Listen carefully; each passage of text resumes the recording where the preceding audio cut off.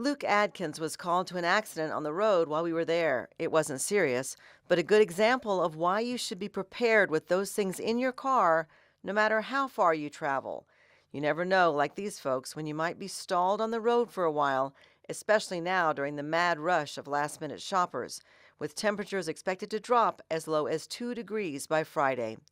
Luke says cold weather in general puts more stress on the body, and the risk is even higher if you're taking certain medications. Anybody that takes anticoagulant medications, they're at a higher risk for hypothermia.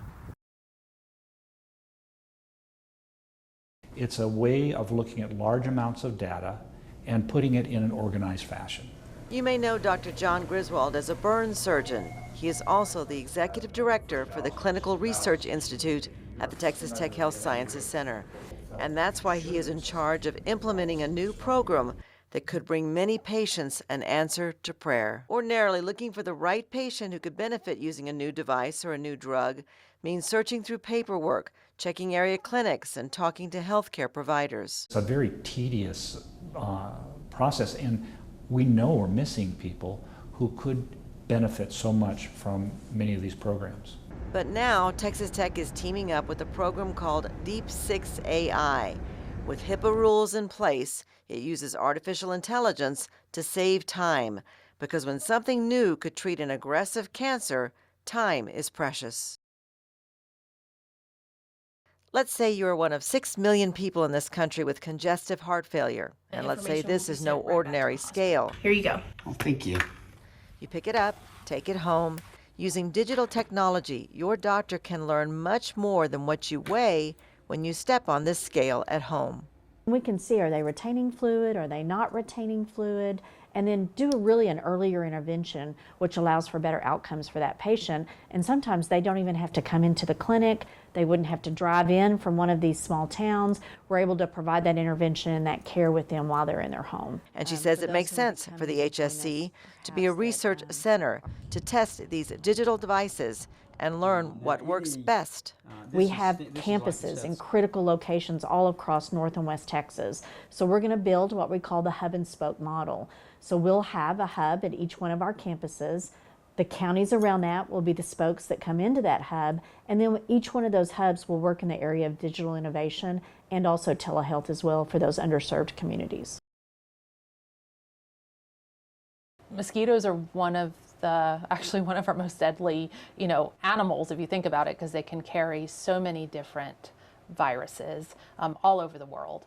Catherine Wells says mosquitoes carry about 50 viruses that can be passed on to humans, but the two we are most concerned about in Lubbock County are West Nile and St. Louis encephalitis.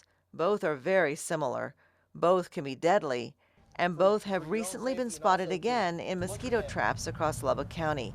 And since mosquitoes don't stay within county lines, Catherine says our surrounding counties should also be on alert for a mosquito bite that could trigger flu-like symptoms at first, then in the right person, everything could go wrong.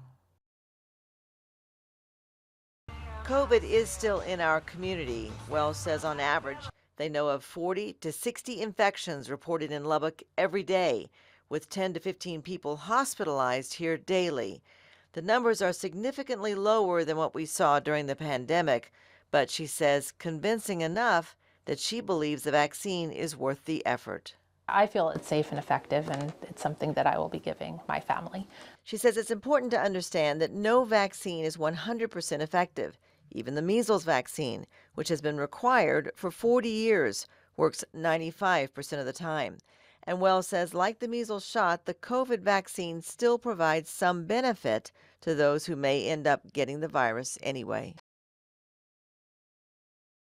Dr. Kelly Mitchell is an ophthalmologist at the Texas Tech Health Sciences Center. He says, we know it's uncomfortable looking at a normal sun, so we turn away. But Saturday, the moon will cross in front of the sun, and since it is too small to completely cover the sun, there will be an unusual ring of sunlight around the moon. And he warns that eclipse can fool you into looking because it's pretty, and it may not seem as hard on the eyes, but it is. Dr. Justin Vaughn is a surgeon at the Texas Tech Health Sciences Center. He says the gallbladder helps in digestion, by acting as a grease trap and storage tank for bile. But when we fill it up with fried, fatty, and spicy foods, it can get overloaded and angry. Then you'd notice you'd have pain in your right upper quadrant that can sometimes radiate towards your shoulder. And you can also have some nausea associated with that. This is a time of year when kids with food allergies struggle, not just because of what they can't eat. Some kids can't even sit close to another child eating nuts because they are so sensitive. So the Teal Pumpkin Project was started to let trick-or-treaters know there were non-food treats available like pins, stickers, or other little toys. And since the CDC now says 1 in 54 children is on the autism spectrum disorder, a blue pumpkin is a signal to parents that an area is autism friendly. Giving Tuesday makes a ton of sense for us here if you want to donate blood, because it doesn't cost any money, but it can truly make an impact for those hospital patients here in our West Texas area. Brandon Baker says he's grateful for donors like David Brewer, who rolled his sleeve up today, his third time to give blood, and Clinton Smith, who gives blood every 8 weeks and likes to keep track of his total. 10 gallons so far, so just like to help out. The timing was perfect for blood donors to come in today because Brandon says it's tough to start the Christmas season with a good blood supply for the region when America takes time off for family gatherings the week before. Imagine how difficult the holidays can be when any day of the week you could be faced with a gathering that involves festive food and alcohol. Dr. Susan Bergeson is a professor at the Texas Tech Health Sciences Center who specializes in the study of addiction.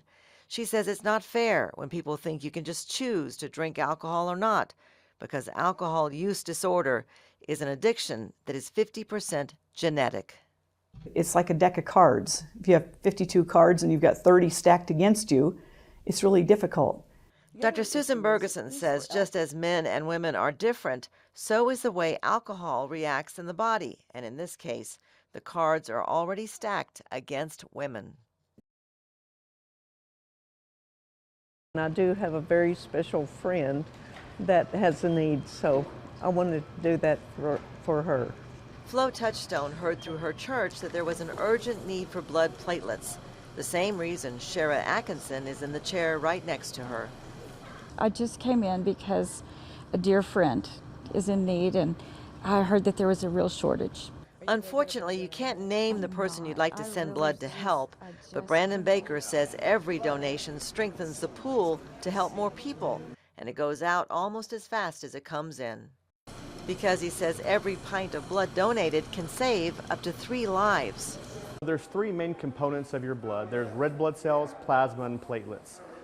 And different patients need different things based on what they're in the hospital for. And Brandon says there are a lot of reasons you could end up in need of a life-saving blood donation. Once you start cutting things open, you're introducing possibly bacteria. Brenda says a lot of what we buy says refrigerate after opening, and that's a clue that it can't sit on a table for hours for grazing at the office.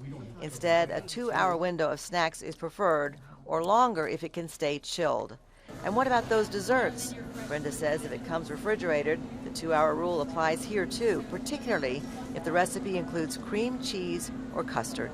Overall, though, there is one more thing she wants everyone to remember. We would just want people to be cautious. Enjoy your party. We don't want you to not enjoy your party. Gouda is so Gouda. Presidio, Texas is home to about 6,000 people in one of the most remote places in the country, with very little traffic to obscure breathtaking views of the desert and mountains. But with all that comes a serious problem. UPS and post office is not the same day delivery like in other communities. It takes us a week to get things here. Linda Molinar is a nurse at the Presidio County Medical Clinic. She says she's grateful for a link to Lubbock through telehealth, a video camera system in which doctors at the Texas Tech Health Sciences Center can check patients remotely. But here's what's new and a game changer for the people who live in and around Presidio.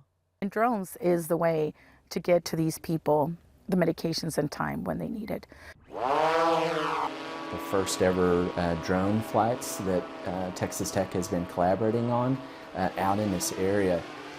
The drones will act as a delivery system, bringing prescriptions and even medical equipment.